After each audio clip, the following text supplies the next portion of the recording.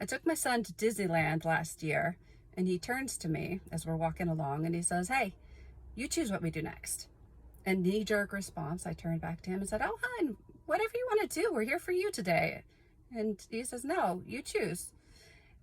And it's not that I don't have favorite rides, I do.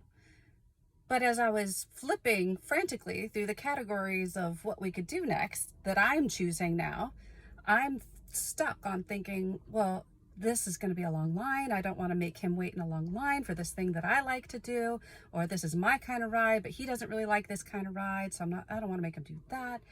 And he sees my hesitation. He sees I'm struggling, and he says, "Mom, it's because in our family, you never make choices. So you just have to practice doing it." Imagine how humbling it is to hear that from your own 13-year-old son. And, honestly, he's absolutely right. And I told him so. You're right. When it comes to important things in life, I'll make decisions. But when it comes to these extras, I capitulate until the sun goes down. And honestly, there's virtue in being a go along to get along, easygoing kind of person. People like being around that kind of person. Why wouldn't you? You get to do whatever you want to do, and the person will happily do it with you. But knowing what you want and exerting that desire, that will, like anything else, it's a skill. And if you don't practice it, it gets weak.